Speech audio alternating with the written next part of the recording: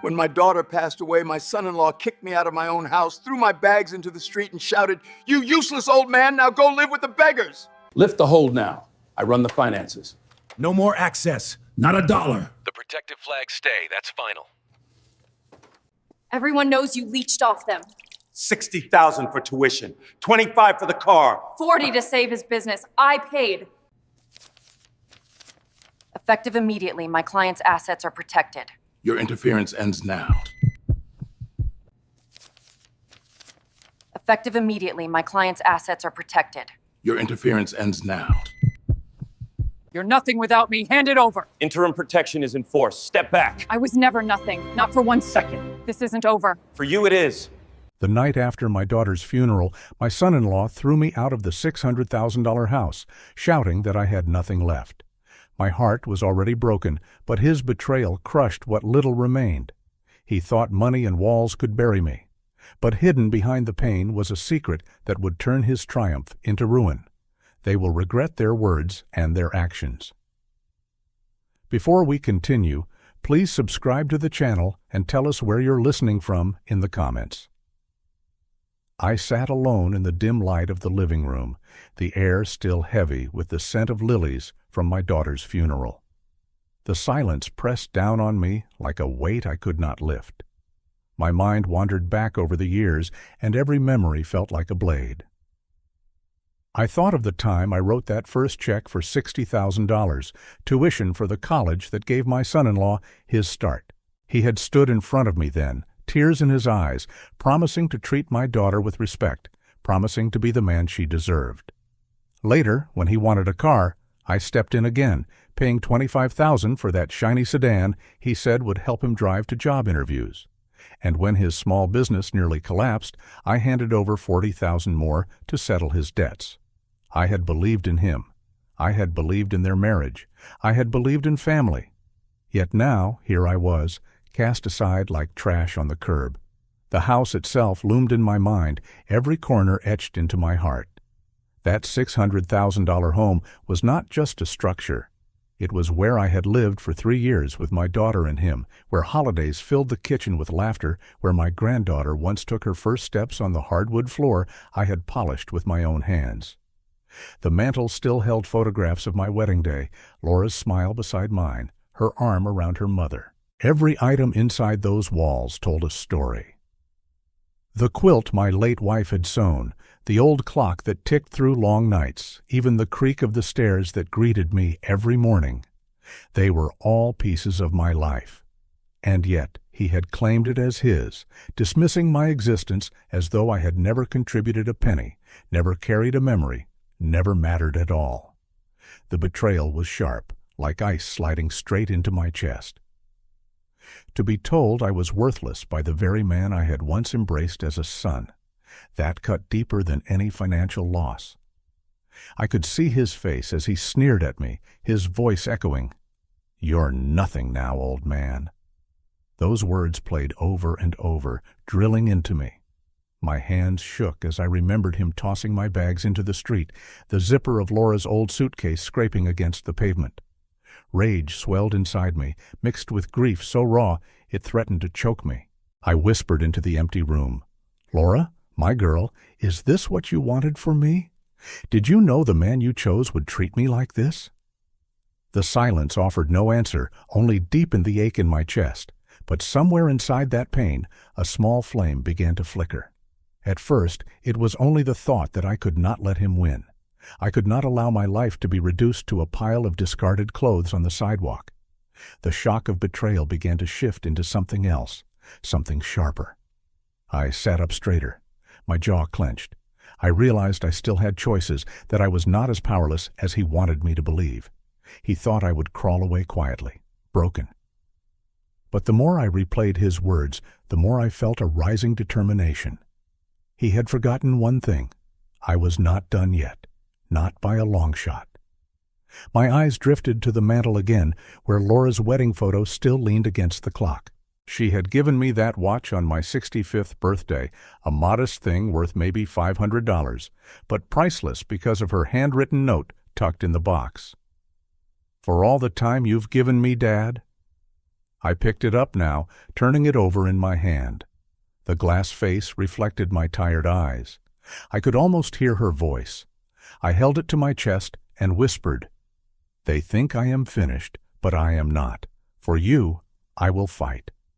The feel of that watch against my skin hardened my resolve. It was more than an object.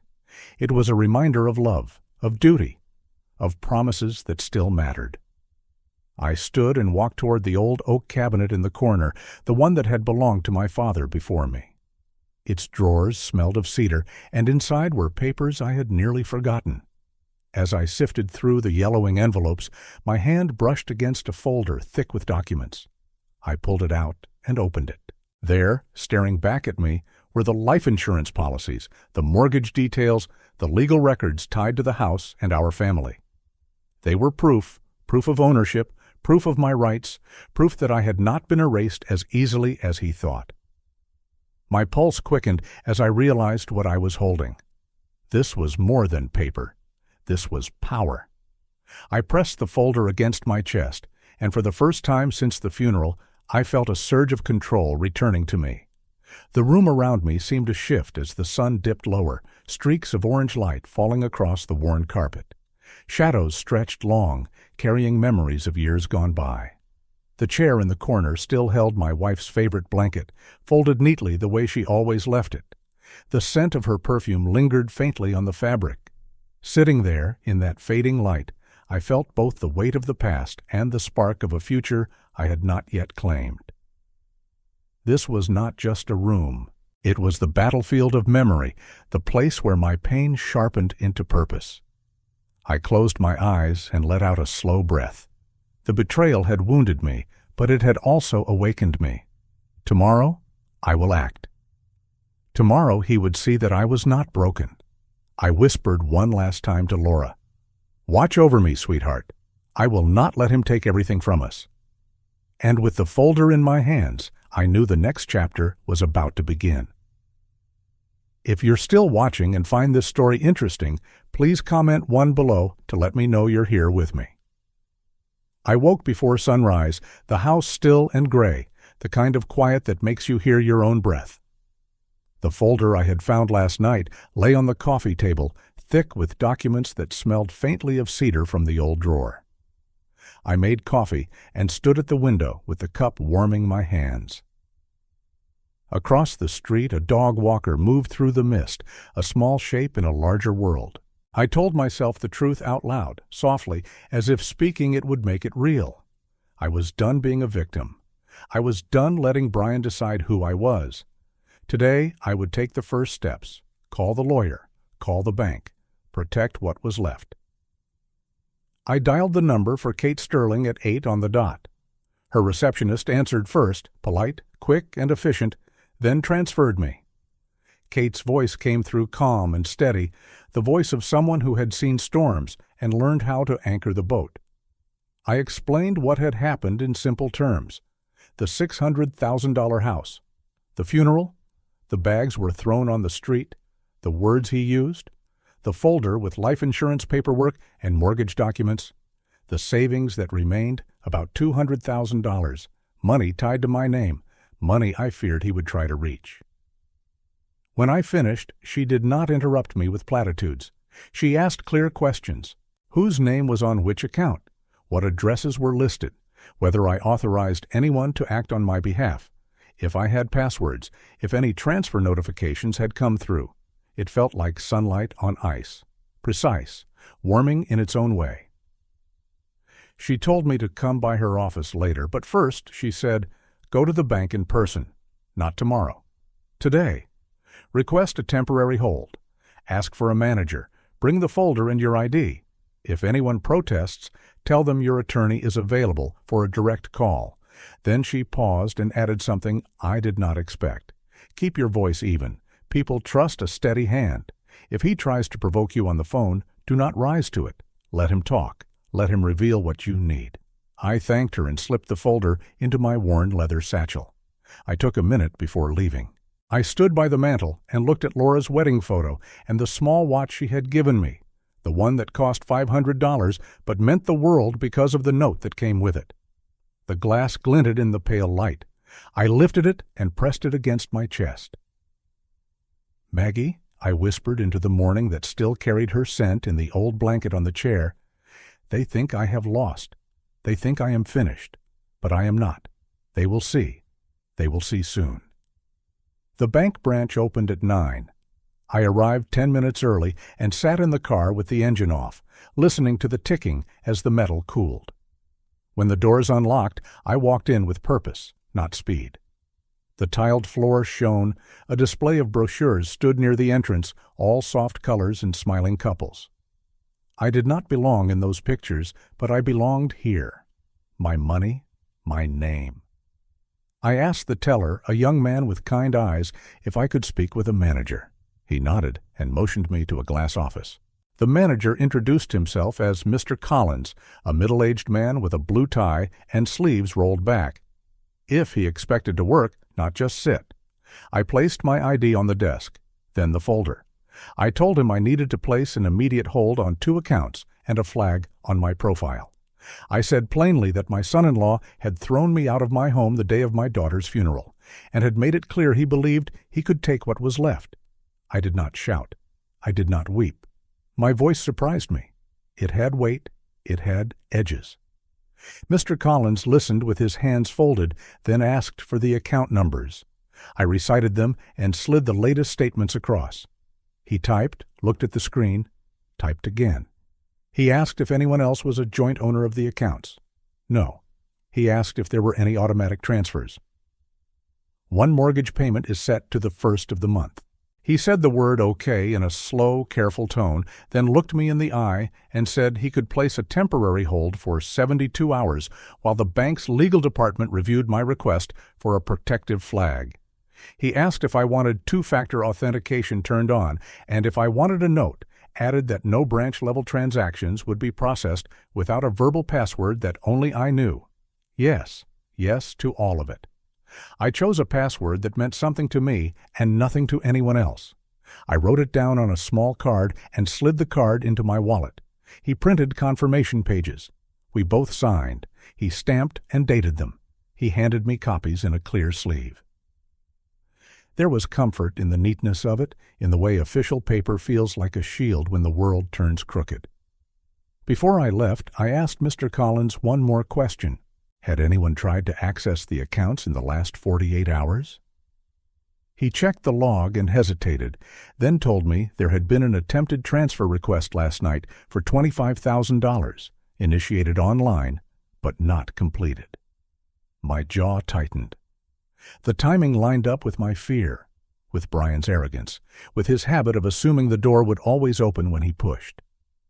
Mr. Collins saw the look on my face and said he would add a note for the fraud team to monitor. He gave me his direct line. He told me to call if anything felt wrong. I thanked him and walked out into a day that somehow looked brighter, even though the clouds were still low. In the parking lot, I paused beside my car and dialed Brian. I let the phone ring until his voice came on, sharp, impatient, the way it always sounded when he thought he was in control. He asked what I wanted. He said he was busy. He said he had appointments. I kept my voice even and told him we needed to talk about the house and the accounts and what he did to me, what he said, what he threw. He laughed, not the laugh of joy, but the laugh of a man who thinks he has already won. He told me the house was his to manage, his to sell, that I had nowhere to stand. He used the word burden again. He said I should be grateful for the years he carried me. He said he would be in touch when he decided what to do with my things. My hand tightened on the phone. The parking lot swam a little, but I did not raise my voice. I said only this: "You have made your position clear. So have I."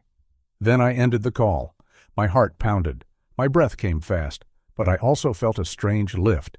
He had just given me exactly what Kate told me he would. Words that reveal, words that hang in the air and tell on the speaker. On my way to Kate's office, I stopped at the church. I wanted a minute on a wooden pew in the cool quiet where Maggie and I had once lit candles for Laura's exams, for her first job, for her wedding day. The sanctuary was mostly empty, only 2 older women whispering near the side aisle. I walked to the front and sat. My hands opened on my knees. I closed my eyes and pictured Laura's smile, the way her face crinkled at the corners, the way she teased me for always carrying a handkerchief. My breath steadied inch by inch, like a tide letting go of the rocks. When I stood to leave, I heard a voice behind me, a woman's voice sharper than the whispering. It was Linda, Brian's sister, with an ordinary face as hard as stone. She wore a volunteer apron and held a tray of paper cups for a small luncheon in the hall. She looked straight at me, took 2 steps closer, and said loud enough for the sound to carry across the empty space, "So this is where you beg now." She glanced at the tray, then at me, lips pinched. "He told us everything, how you leeched off them, how you never paid a bill, how you held them back." She tilted the tray, and a cup tipped, water splashing at my shoes. She did not apologize. She stared as if daring me to move. The insult wasn't the water. It was the story she wanted to write on my forehead. Freeloader, leech, useless. I felt heat rush up my spine, not the hot rush of humiliation, but something cleaner. Anger that knew its name. I said only this: I paid his tuition, I paid his car, I paid his debt when his business failed. 60,000, 25,000, 40,000. I said the numbers slowly, one by one, dropping each like a stone into a still pond. The ripples were mine to make. She blinked and her mouth opened, then shut. She muttered that Brian said I was lying, that people like me lie.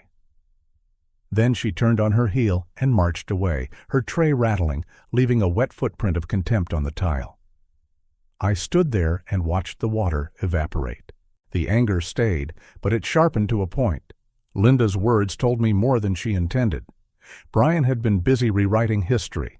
He had been busy erasing me before the truth could arrive. That meant he feared the truth. He feared time. He feared something he could not control.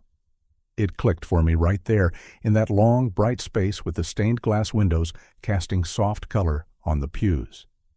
He was not just cruel, he was hiding something. The insult was another clue. I drove to Kate's office with the radio off and the windows cracked for air. The building rose with clean lines of glass and brick, a place where structure mattered.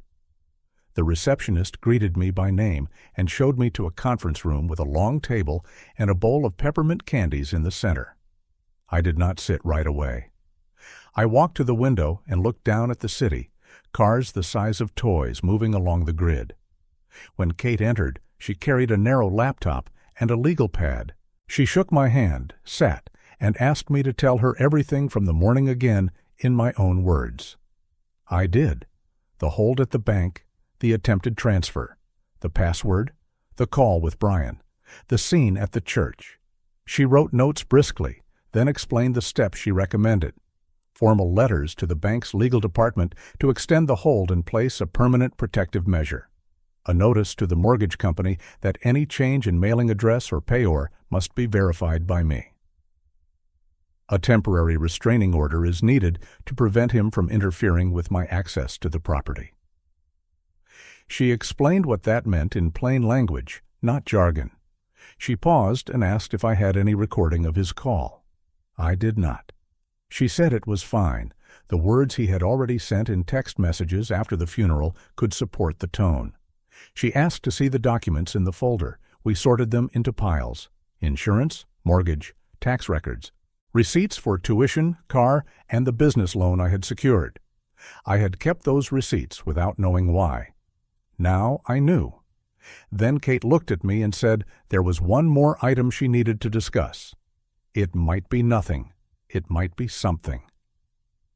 A file had crossed her desk last week, she said. A genealogical verification requested by a private firm on behalf of a client whose name she could not reveal yet, because the protocol was strict and privacy mattered. The firm had asked her to confirm certain records linked to my family name. My name. It could be a bureaucratic mistake, it could be routine, or it could be the thread of a larger story. The way she said thread made me picture my late wife's quilt again, the small stitches that hold a life together. Kate asked for permission to cross-check the records using the documents I had provided. She asked for patience while she did it the right way, not the hurried way. She said that even a small discrepancy might change the landscape. For a moment, the room seemed to tilt. I held the edge of the table and steadied myself. I asked her what kind of discrepancy she meant. She said she could not say more without seeing more, but she had a hunch that the names on certain records did not line up with the story I had been told as a younger man, a story about who my father was, about a company from long ago, about something that might, just might, connect to where I stood now. I looked down at my hands. They were old hands, but they were not finished. I said yes. Do it. Check everything. She smiled, not with teeth, but with resolve. She said she would start immediately. When I left the office, the afternoon sun had pushed through the clouds and warmed the sidewalk. I stopped at a bench and sat because the weight of the day needed a place to rest. I took out my phone and typed a short message to Brian, my words careful, measured. We will handle all matters through counsel from now on. Any attempt to access my accounts will be reported. Any change regarding the house must be cleared with my attorney. I did not add threats. I did not add curses. I pressed send and heard the small whoosh of release. A sparrow hopped near my shoe and cocked its head. Life, insistent, ordinary, unimpressed with human drama, went on. That evening, I drove back to the house. The porch light was on, not for me, but for the impression of welcome to anyone who might pass. I unlocked the door with the key that still belonged to me and stepped inside. The air held a chill that smelled like last night's rain. My footsteps sounded different. Not afraid, not angry, steady. In the kitchen, I boiled water and made tea the way Maggie liked, just a hint of honey. I stood at the sink and looked out at the small maple tree we planted when Laura was 10. Its leaves had started to blush at the edges, a promise of red to come. I let the steam rise into my face and thought about the things that anchor a person. Not bank accounts, not furniture, not titles. The simple act of standing your ground. The simple act of telling the truth. My phone buzzed. A text from an old neighbor. He had heard what happened and wondered if I needed anything. Then, in the next bubble, he wrote that he could not get involved, that it was family business, that he hoped I understood. I did understand. I understood all too well. People like to stand close to warmth and far from fire. I put the phone down and took my tea to the living room. As I passed the hallway mirror, I caught my reflection. The man there looked tired, but there was something else in his face I had not seen in weeks. Lines, yes, but also a line drawn, enough. Late in the evening, I sat at the dining table with a pad of paper and made a simple list. Call the utility companies and add the password. Photograph every room for records. Remove my most important items to a safe location. Bring the original documents to Kate tomorrow. Ask Father Michael if the church can hold a sealed envelope for me. The list was short, but each item was a brick. A wall was being built. Not around my heart, around my future. Before bed, I walked the hallway and let my fingers slide along the wall, feeling the tiny dents and dings that tell a family's history without words. In Laura's old room, the nightstand still had the scratch from a dropped lamp. I sat on the edge of the bed and closed my eyes.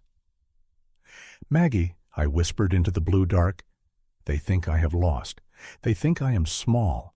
But the game they started is not the one they will finish. They think I am a broken man. They have no idea." I did not shout. I did not need to. Saying it made it true for me. In the days that followed, the social chill deepened. A man I had known for 20 years crossed the street rather than pass me on the sidewalk. A woman from the neighborhood committee pretended not to hear when I said hello outside the grocery store. At the hardware store, where I had bought nails and varnish for the floor we refinished, the clerk gave me a tight smile and the kind of silence that says he had heard a story and chosen a side. It stung. Each small wound was added to the tally.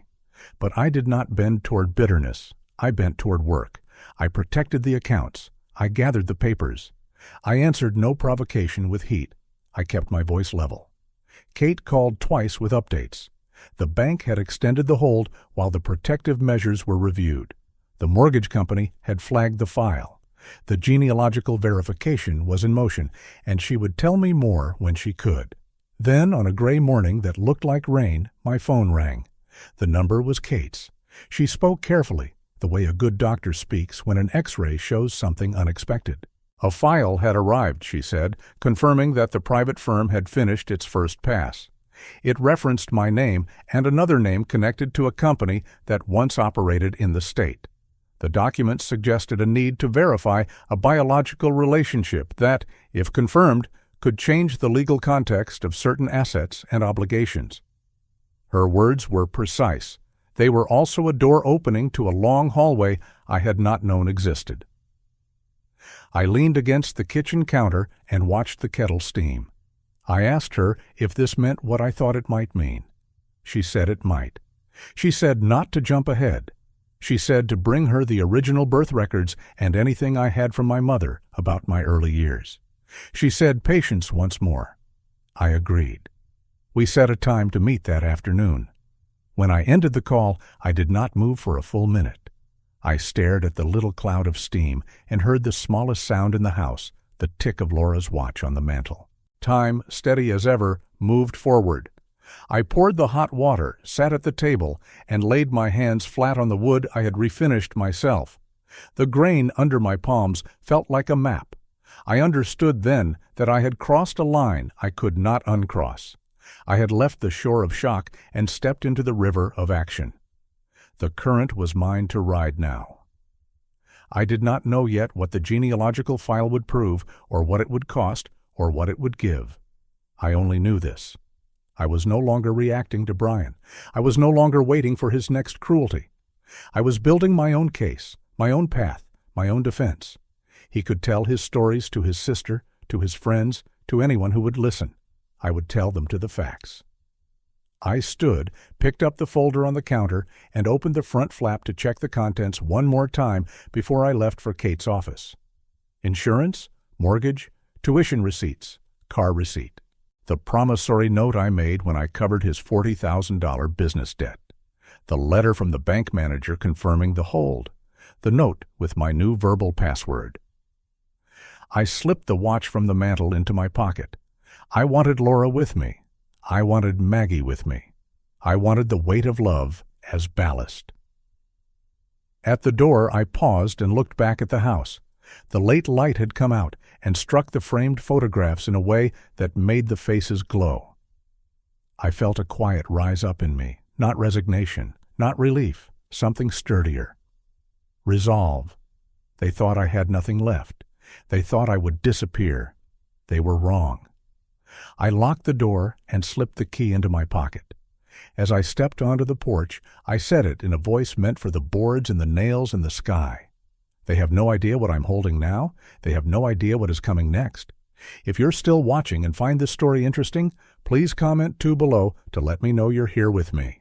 I woke to a sky the color of pewter and a house that felt thinner somehow, like the walls had listened to everything and were tired of holding it. The accounts were protected now. The bank's hold was in place. The password I chose sat on a small card in my wallet, and Mr. Collins had promised to flag anything suspicious. Still, I moved through the kitchen slowly, measuring coffee by habit, letting the kettle hum, letting the morning gather itself. I kept seeing the church, the tray of paper cups, Linda's mouth set like a lock. I kept hearing Brian's laugh on the phone, but most of all, I kept thinking about what Kate had said the day before, about a genealogical file that might change the landscape. I did not know what that meant yet, but I knew this much. The ground was moving. At 10 sharp, I drove to the church to drop a sealed envelope with Father Michael, a simple precaution like Kate suggested. I parked under the faded maple and walked in through the side door where the light falls in strips across the tile. The hall smelled like coffee and lemon cleaner. I heard voices down the corridor and paused, not to eavesdrop, just to get my bearings. Then a sentence cut through the air so clearly that it stopped me where I stood. I said I need to know if he's sleeping here. I need to know where he is. a man's voice pressed, tight with anger and fear. Everything is about to be mine. The house, the accounts, all of it. I am the one in charge now. I knew that voice. I would know it in a hurricane. Brian. I moved closer, my shoes silent on the tile. I turned the corner just enough to see him facing Father Michael near the parish office. He was dressed in that gray suit he wears when he wants to look legitimate, tie loose, eyes wild. His hands were restless, opening and closing. Father Michael stood steady, hands clasped. He said something low. I could not catch it. Brian stepped closer, his voice rising. I have people coming after me. Do you hear me? Deadlines. And that old man is standing between me and what is mine. Don't play saint. Don't make this harder. In the end, everything tied to this family will belong to me. It's only a matter of proving what needs to be proven. He said the last part like a secret he wanted to brag about. Proving what needs to be proven. He glanced around as if the walls might help him. Father Michael's voice came again, calm, a stone in water. This is a house of God. We protect the vulnerable. We don't hand them over. Brian scoffed. Vulnerable, he spat. He's a manipulator. He's been mooching off us for years. And when I prove the relationship, none of this will matter.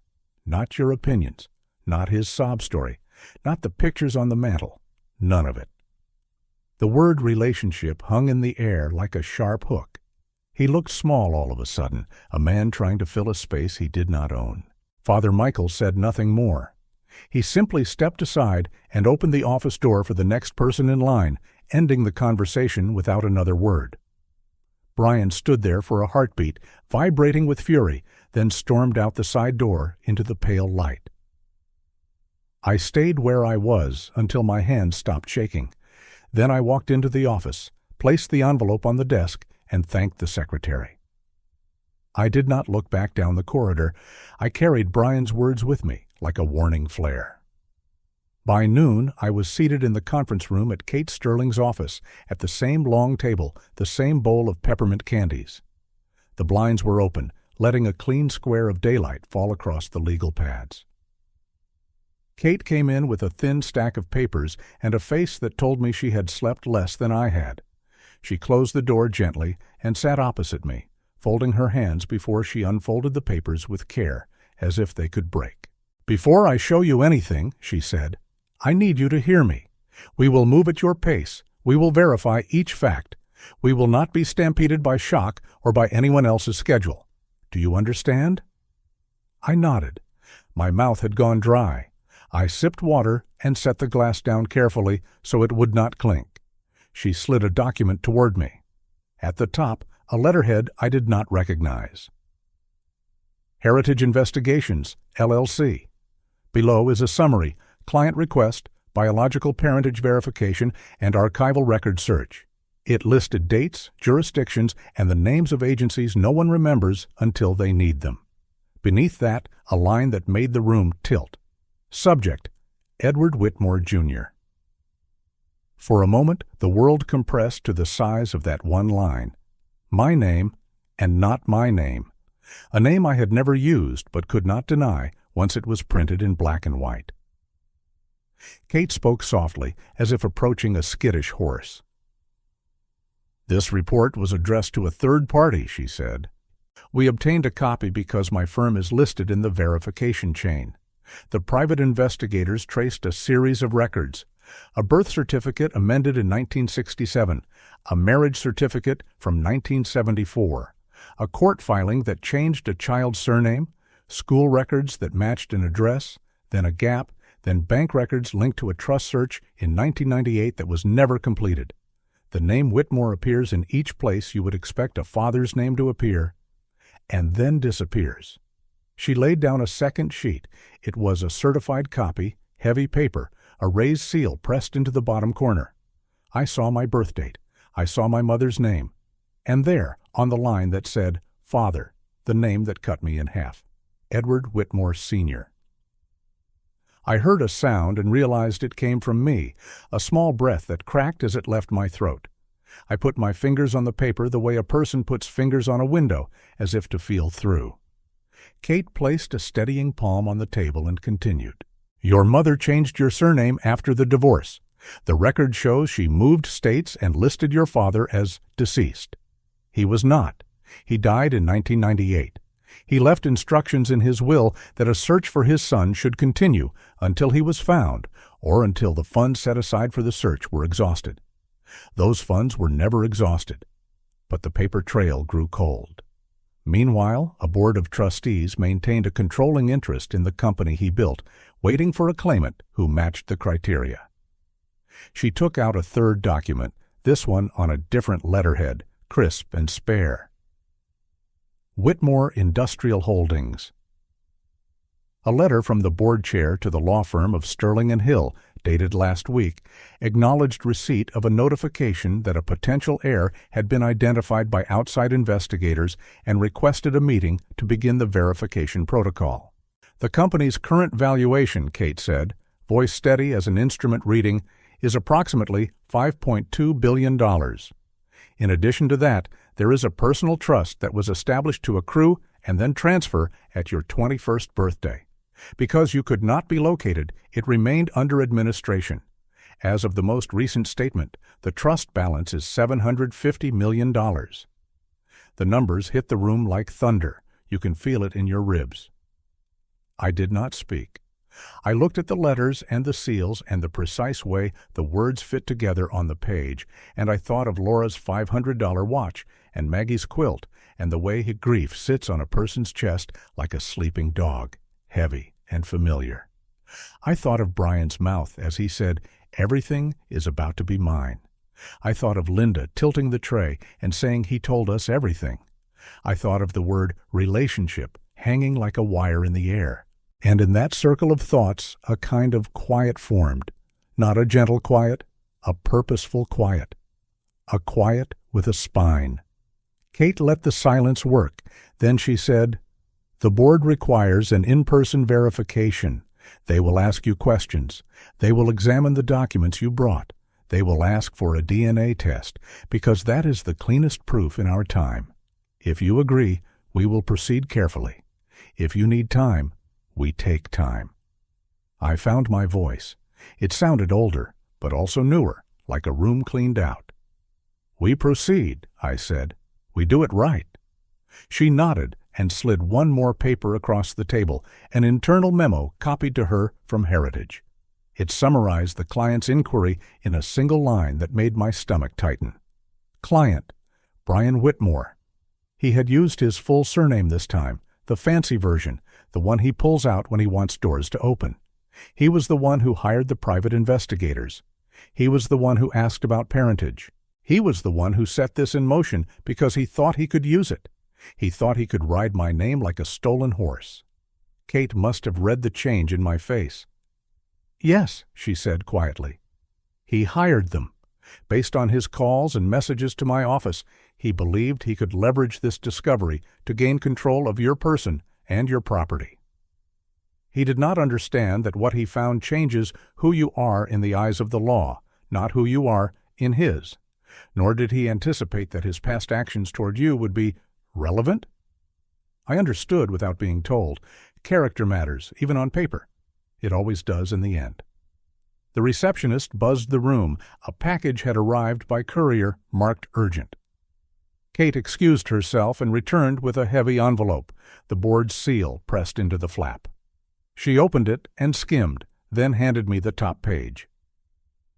It was a formal invitation to meet the trustees tomorrow at 10, followed by a paragraph that arrested me where I sat.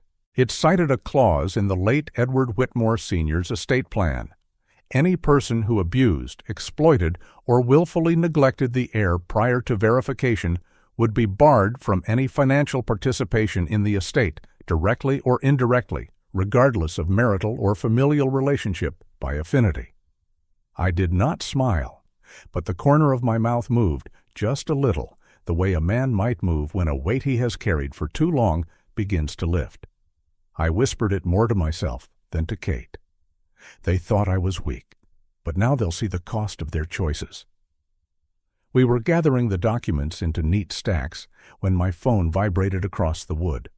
A text from a neighbor. He's on your porch." Another followed, a photo taken from across the street. Brian, pacing like a caged animal, phone to his ear, jaw tight. The timestamp told me it was happening now. And then the call came to Kate's office line. Her assistant transferred it before she could stop it. Brian's voice filled the small speaker, loud, bright with false authority. "Ms. Sterling, this is Brian Whitmore. I need you to stop whatever games you are playing with my father-in-law. He is not well. He is being manipulated. I am his family. I am the one who will make decisions on his behalf." Kate pressed the button to put him on speaker. Her voice became a scalpel. "Mr. Whitmore, this is Ms. Sterling. I represent Edward Matthews, also known as Edward Whitmore, Jr. Any decisions regarding his property or person will be made by him, not you." There was a pause, then a sputter, then a tone I recognized from years of watching him talk his way out of tickets and into corners. "That's ridiculous," he said. "He's been mooching off us. He has no money. The house is mine to sell, and I have a right to know where he is." "Your statements are inaccurate," Kate replied. "The house is not yours to sell. The accounts are protected. And Mr. Matthews has requested that all communications be in writing through counsel. Also, for the record, the heritage report you commissioned has been received." Silence. Then something broke on his end. "What report?" he snapped, too fast. "I don't know what you're talking about. Heritage who?" "The report that confirms the identity of the heir to Whitmore Industrial Holdings," Kate said, each word steady as a metronome. "Your words are on record, Mr. Whitmore. From this point forward, any attempt to interfere with Mr. Matthews's finances or living arrangements will be treated as harassment and reported to the appropriate authorities." His breath hitched, audible even through the small speaker. Then the voice he uses when he tries to turn a losing hand into a threat. "You don't understand who you're dealing with," he hissed. "This will ruin him. I know things. I have proof. I will—" Kate pressed the button and ended the call. The room remained still for several seconds after the click, like the moment after a storm siren when you can hear your own heart again. She wrote a brief note, logged the time, and slid the pad aside. "Tomorrow at 10, she said. "Bring the originals. We will go together." I drove home along streets that looked the same and felt different. The grocery store sign blinked, the bus stop was crowded, and an old man raked leaves into a low rustle along his fence. And yet I moved through all of it with a new center, a weight in the chest that wasn't grief this time. It was certain. I parked a few blocks away to avoid the scene on my porch. I came up the back path and let myself in through the kitchen. The porch, seen through the front window, stood empty now. The neighbor's photo might have shamed him into leaving, or maybe he had gone to find someone else to bully. The quiet inside the house pressed in again, but it did not feel hostile now. It felt like a witness. At dusk, there was another knock, not frantic this time. A courier. He handed me a second envelope, this one from the board's outside counsel, confirming the meeting time and including a single sheet marked with a heading I read twice to be sure I had it right.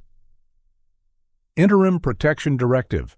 It stated in exact words that, pending verification, the board recognized a duty to protect the prospective heir from undue influence, coercion, or financial exploitation, and would cooperate with law enforcement upon request. It listed a contact, a direct number, and a name I did not know but would not forget. I sat at the dining table and placed the documents in a tidy fan. The $600,000 house. The $200,000 is left in the accounts. The old receipts. The genealogy report. The letter with the clause about abuse and neglect. The directive that read like a hand at my back, ready to keep me upright if I slipped. I closed my eyes and let the shape of it settle. I had spent weeks drowning in a storm I thought I could not control. Now I held charts in my hands. I could name stars again. My phone lit up with messages I did not answer, a neighbor asking for details he did not deserve. A distant cousin is sending a question mark. Linda again, a short, bitter line about how I should be ashamed for lying to good people. I set the phone face down and went to the mantel. I lifted Laura's watch and wound it with 2 gentle turns. The soft ticking resumed, a small engine set to the rhythm of a living room. I whispered to Maggie what I needed to say. They thought I had nothing. They thought I was a ghost. But you see me, and soon the rest of the world will too. Sleep came late, but clean. In the morning, I woke before the alarm and dressed in my best jacket. The one Maggie always told me made me look like a man who still had places to be. I ate toast because it was something to do with my hands. I checked the folder twice, then a third time, the way a person pats their pocket for a passport at the gate. I locked the door and walked to the car with the sun just lifting a pale gold over the roofs. The lobby of the trustee building was polished stone and quiet wealth, not loud, not bragging, the kind of quiet that says we have been here a long time. Kate met me near the elevators. She looked like Purpose in a dark suit, hair pulled back, a folder under her arm to match mine. In the conference room upstairs, a long table waited, this one wider than hers, with thick chairs and a view that took in a river and a bridge and the little lines of traffic making their patient way. 3 trustees entered with nods, a woman in her 60s with clear eyes, a man with a careful manner, another man whose patience looked like a skill he had practiced. There were introductions, water, a pen that felt heavy because it was meant to. The verification protocol began. Questions anyone might ask, where I had lived as a boy, what my mother had told me about my father, when I first learned the surname Matthews was not the name on a birth certificate, who had attended my wedding, what jobs I had worked, what school I had attended, what debts I had paid for Brian because love sometimes looks like trust and trust sometimes looks like a check you shouldn't have written. I answered simply. I did not embellish. The woman trustee watched me the way a gardener watches the weather, not to control it, just to understand what is truly happening. Then the documents. They touched the raised seal. They read the margins. They compared signatures against signatures. At last, the woman trustee nodded to an assistant who stepped in with a small kit. DNA swabs. The assistant explained the process carefully, recorded the lot numbers, labeled the samples, and sealed them in tamper-proof pouches. It was oddly ordinary, this thing that might change everything. When it was done, the board chair folded her hands and spoke.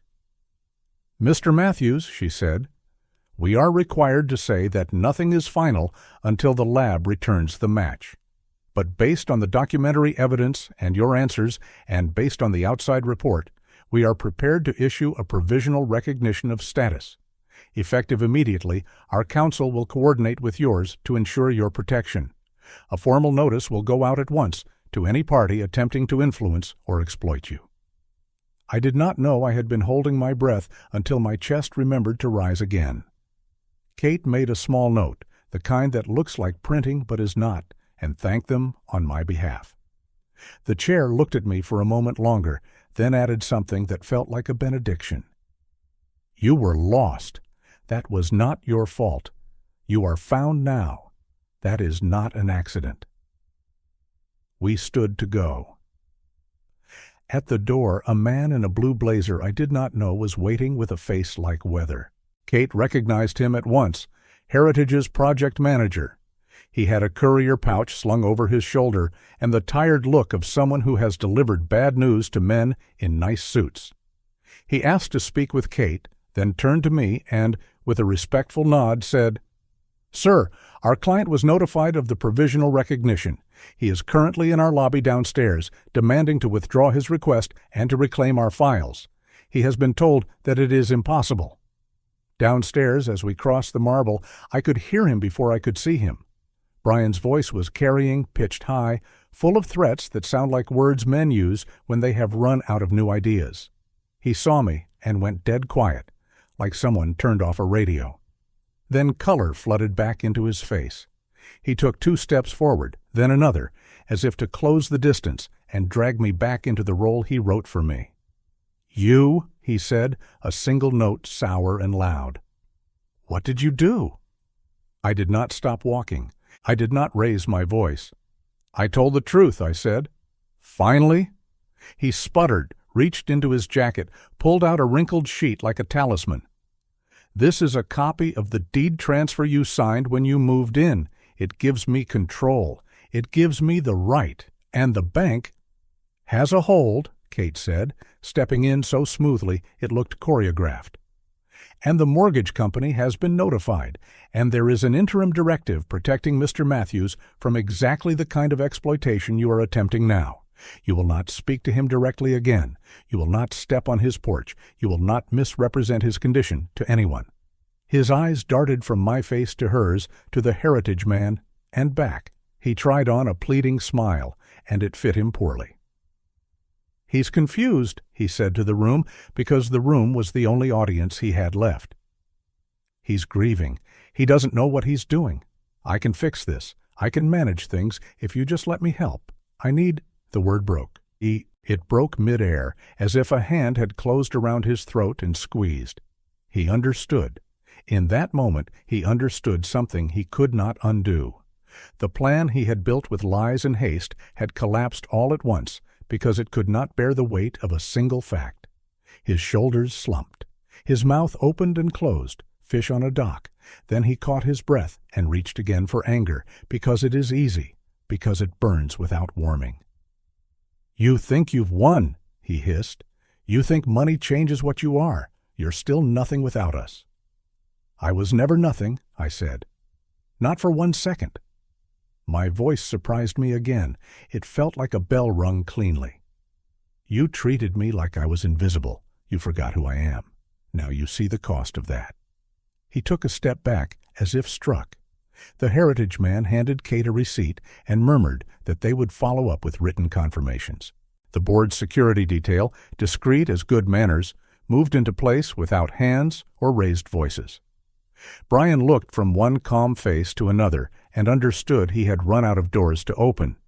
He turned, not dramatically, not like a movie villain, just a man whose shoes suddenly felt too small, and walked toward the exit. At the revolving door, he glanced back once, as if to memorize the moment so he could tell a different story about it later. Then he was gone, swallowed by the glass and the afternoon. Outside, the sun had climbed higher and lit the river with a steady shine. People crossed the bridge with bags and coffee and quiet plans. Kate and I stood on the steps. The air tasted like metal and hope. She touched my elbow lightly and said we would draft the necessary notices this afternoon. We would schedule the final verification steps. We would inform the bank and the mortgage company of the provisional status. We would. The list was long. I nodded at each item the way a man nods at the miles ahead when the car is full of gas and the map is clear. As we parted, I took a slow breath and spoke to the air, to Maggie, to Laura, to the small boy I had been with a different last name. "They thought I was weak," I said softly. "They thought I was alone. But I am not anymore." On the drive home, my phone lit with 2 messages from unknown numbers and one from Linda without words. Just a single broken heart emoji that did not belong to her, not in any honest sense. I ignored them all. I turned onto my street with a feeling I had not had in a long time, a feeling like the house might meet me halfway, like the steps might lift a little as I climbed. I unlocked the door and stepped into a room that felt like itself again. The watch on the mantel ticked, faithful as breath. I stood there long enough to let the silence fill in around me. Then I spoke one last sentence into the day, a promise wrapped in a warning. They don't know what I'm holding now. They don't know what comes next.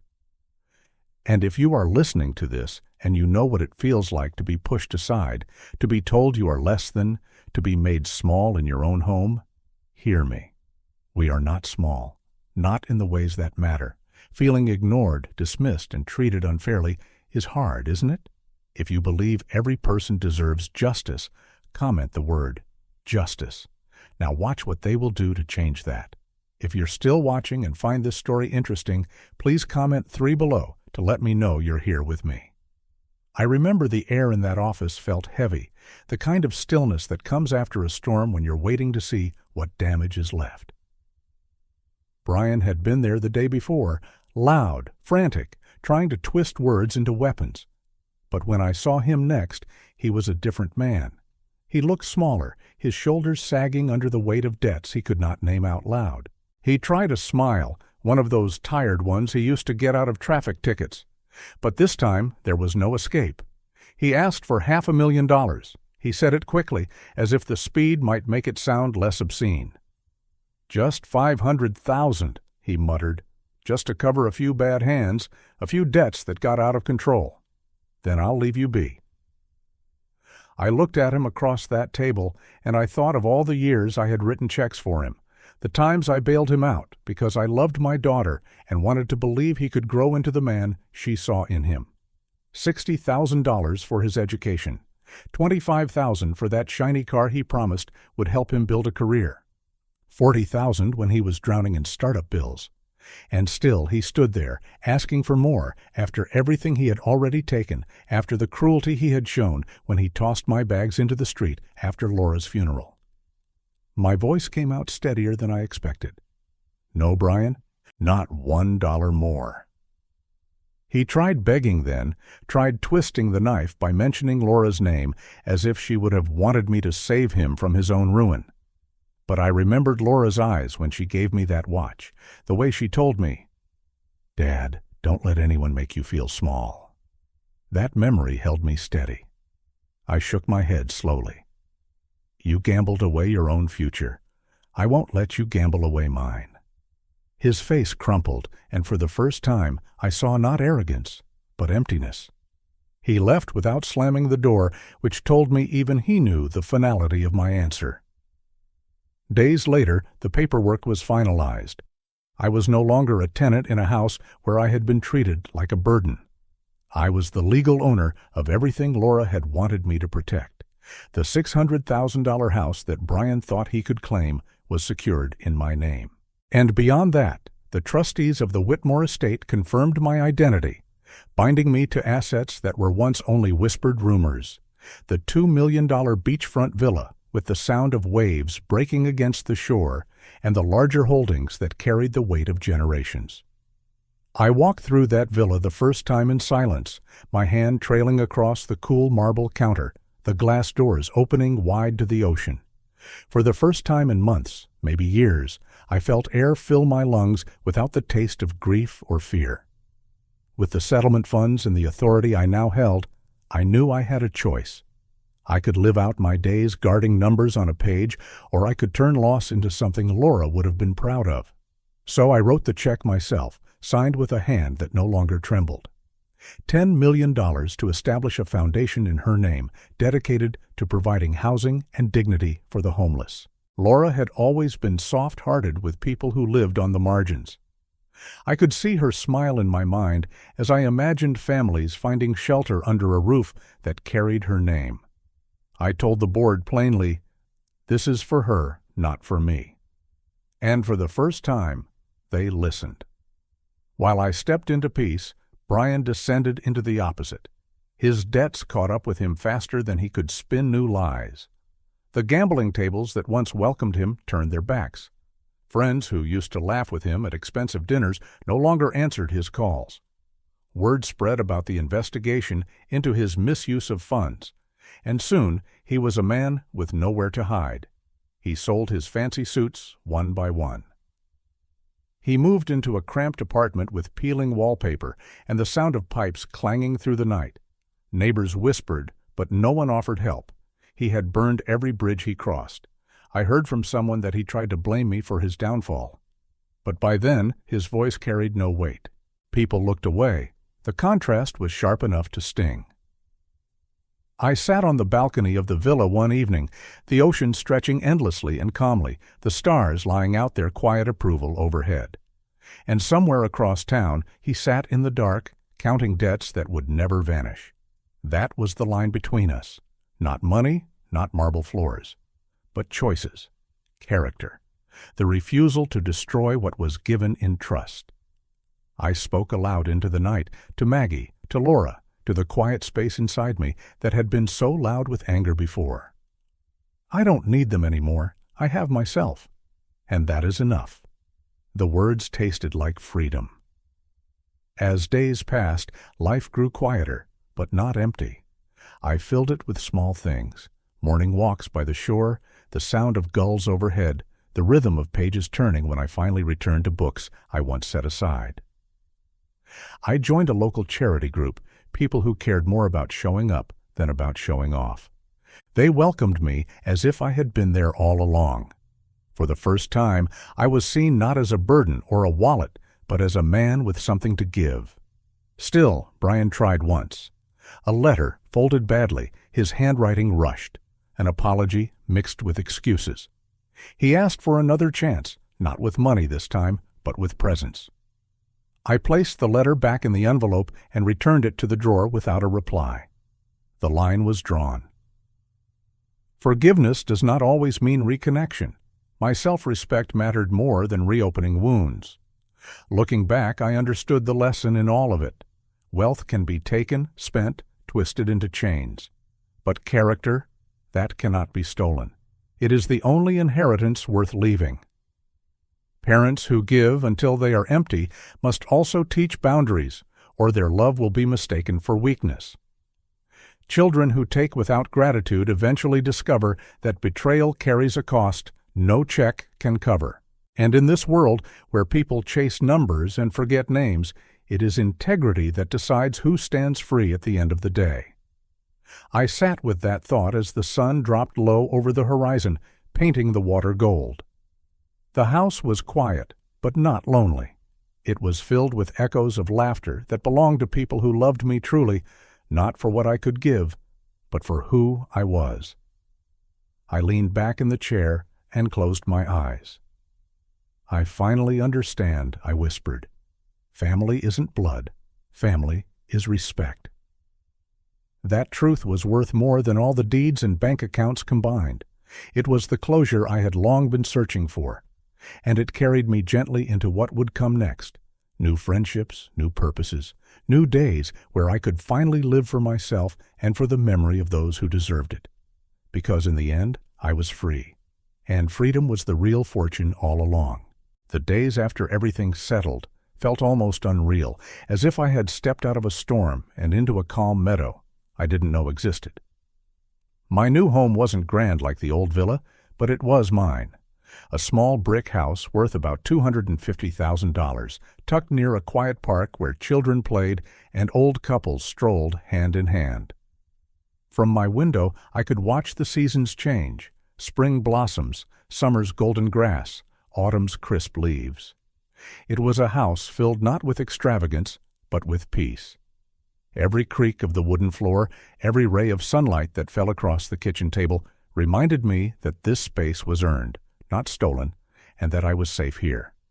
I filled the room slowly, carefully, with things that mattered: a rocking chair by the window, a shelf lined with books I had once promised myself I would read when life was less demanding. A photo of Laura smiling in the garden, framed in simple oak. On the mantel, I kept my father's old pocket watch, tarnished but steady, ticking like a reminder that time has a way of healing if we let it. These details grounded me, and with each passing day, I felt the weight of betrayal loosen its grip. As I walked through this new chapter, the lessons from the past stood tall before me. For parents like me, who love so fiercely that we often give until there is nothing left, the truth is simple, but hard. Never surrender your rights in blind trust. Love your children, yes, but protect your dignity, protect your future, and protect what you have built with your own two hands. Blind giving without boundaries does not grow gratitude, it grows entitlement. For the sons and daughters, the warning is even sharper. Do not betray those who raised you. Every dollar may fade, but the stain of betrayal never does. Greed is like rust on metal. It eats from the inside until nothing is left but ruin. And for all of us, in this modern world where people chase wealth as if it were air, we must remember that character, kindness, and respect are the only treasures no one can strip away. I thought often of Brian during those quiet evenings, not out of longing, but as a way to measure how far I had come. Word reached me that he lived now in a crumbling apartment with thin walls and broken blinds. He had sent me a letter, handwritten, desperate, full of apologies and half-truths. He asked for forgiveness, claimed he had changed, that he wanted to start again. I held that letter in my hands, weighed its words, and then slipped it back into the envelope. Forgiveness I could give in silence, but reconnection I would not. Boundaries are love turned inward, and I owed that much to myself. I whispered, almost without realizing, "I don't need your apology. I have my life." An unexpected moment arrived when I was invited to speak at a local fundraiser. They had heard about the foundation I had set up in Laura's name, about the money that now sheltered dozens of families who had once slept on the streets. Standing before that audience, microphone in hand, I felt a trembling at first. But then I looked out and saw faces leaning forward, listening, hoping. I told them not about money, but about lessons, about how betrayal nearly broke me, but how boundaries saved me, about how losing almost everything led me to discover what could never be lost. People nodded, some with tears in their eyes. When the applause came, it wasn't thunderous. It was steady, warm, like a blanket on a cold night. I walked home from that event under a sky freckled with stars. The park lights glowed softly, and for the first time in a long time, I felt proud, not for what I owned, but for what I had lived through and learned. The peace inside me was no longer fragile. It was firm, built on stone, not sand. In moments of reflection, I often return to one thought. Family is not measured in blood or shared names. Family is measured in respect, in the small kindnesses that say, "I see you, I value you." Laura had given me that. Maggie, my late wife, had given me that. And now, even in their absence, I carried their respect within me like a lantern. As I sat by the window one evening, watching the children chase fireflies in the park, I let the final words rise quietly in my chest. Family isn't the ones who take from you. Family is the ones who honor you. And character. That is the only inheritance no one can ever steal. I leaned back, let the night breeze carry those words away, and smiled. The story was finished, and I was free. The story has come to an end. I hope it has brought you valuable lessons and insights. If you enjoyed this content, please like, share, and subscribe to the channel so you won't miss the next video. Goodbye, and see you again.